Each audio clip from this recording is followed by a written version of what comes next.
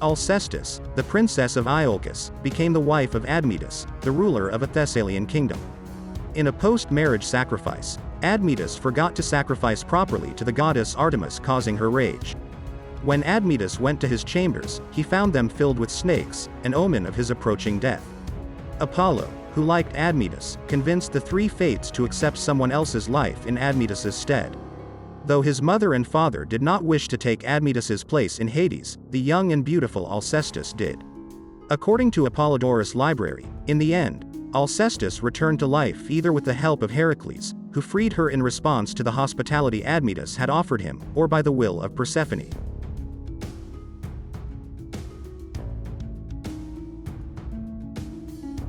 Although there are many versions of Hippolytus' story, more or less, the main narrative goes as follows. Hippolytus, the son of Theseus, worshipped Artemis and refused to honor Aphrodite. To punish him, Aphrodite cursed his stepmother, Phaedra, to fall in love with him. As Hippolytus refused her advances, Phaedra committed suicide and left a note blaming her stepson for raping her. Theseus asked his father, Poseidon, to punish Hippolytus for the alleged crime. The god caused the horses of Hippolytus' chariot to go mad, overturning the chariot and dragging Hippolytus to death. According to Euripides' tragedy Hippolytus, Artemis ultimately revealed the truth to Theseus and ensured that Hippolytus' memory would never be forgotten.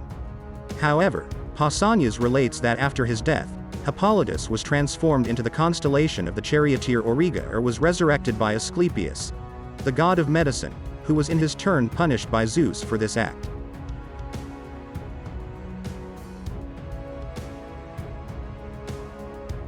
According to the tragic myth, King Cinyras of Cyprus was deceived into sleeping with Myrrha, his daughter.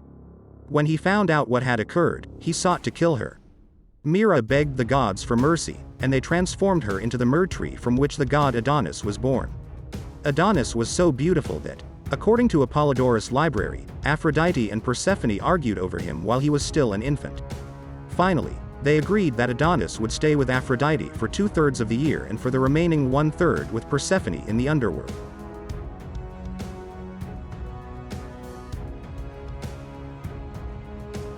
Theseus, the legendary founder of Athens, was good friends with Pirithous, king of the Lapiths.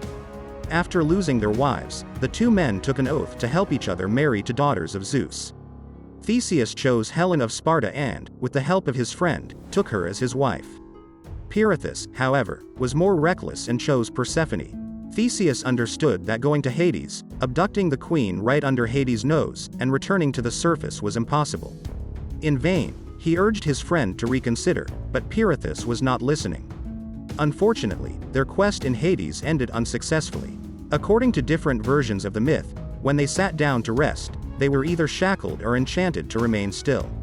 In both cases, they remained trapped in Hades. Heracles later tried to help them but only managed to save Theseus.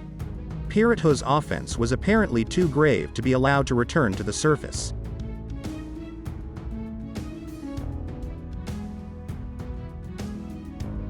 Psyche, a young princess of unrivaled beauty, fell in love with Cupid or Eros, the god of love. At some point in the story, Cupid was imprisoned by his mother, Venus Aphrodite. To release Cupid, the goddess requested 3 impossible tasks. The final task required the delivery of a box to Persephone. The queen of Hades would fill the box with some of her beauty, and Psyche would have to return it to Venus without peeking inside. To reach the underworld, Psyche traveled to Cape Tainaran near Sparta and followed a certain path while holding a barley cake soaked in honeyed wine in each hand and 2 coins in her mouth.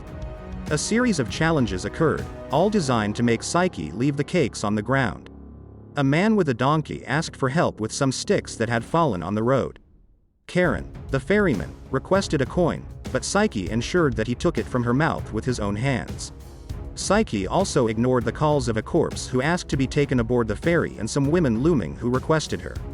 Psyche offered 1 barley cake to Cerberus and entered the gates of Persephone's halls.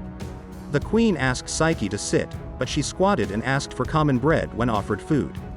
After Persephone left part of her beauty in the box, Psyche offered the second cake to Cerberus, gave Charon the other coin, and left the underworld. In the daylight, however, she succumbed to the temptation and opened the box.